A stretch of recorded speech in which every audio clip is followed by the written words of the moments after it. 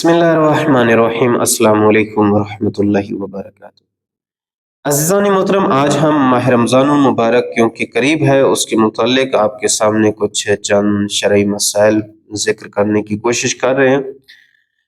एक मसला जो आज हम अहम तरीन बयान करेंगे, जो अक्सर मोमिनीन को दरपेश आता है और सवाल पूछा जाता है कि रात को सोए हैं और इंसान के ऊपर गुस्ल वाजिब हो गया है, किसी भी वजह से इंसान मुजनिब हो गया है, और उसके बाद सहरी के लिए जब बंदा बेदार हुआ है तो सहरी से पहले गुस्ल करना चाहिए या बाद में भी किया जा सकता है, एक ये मसला है। तो इसके बारे में जवाब ये है कि सहरी के लिए अगर वक्त वसी हो, यानी अभी वक्त काफ़ी पड़ा हुआ है और बेदार हो गए हैं, तो सबसे पहले आप गुस्ल करें, फिर आप सहरी करें।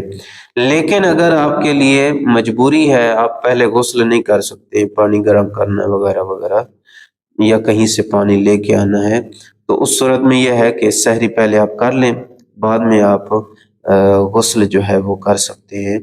यानी गुस्ल जनाबत की हालत में सहरी खा लेना हराम नहीं है, मकरूह है, कराहत है, लेकिन सहरी हो जाएगी। लेकिन जब सहरी का वक्त ख़त्म होने लगे, उससे पहले पहले आपको गुस्ल जनाबत भी कर लेना ज़रूरी है।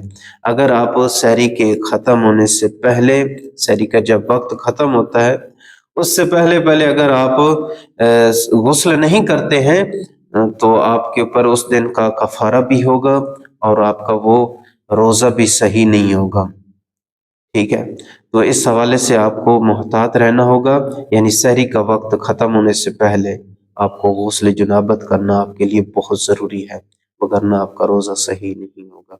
इसके मुतालिक अगर कोई और मसला हो तो वो आप मैसेज कर सकते हैं, इंशाल्लाह उसका तफसीली जवाब दिया जाएगा।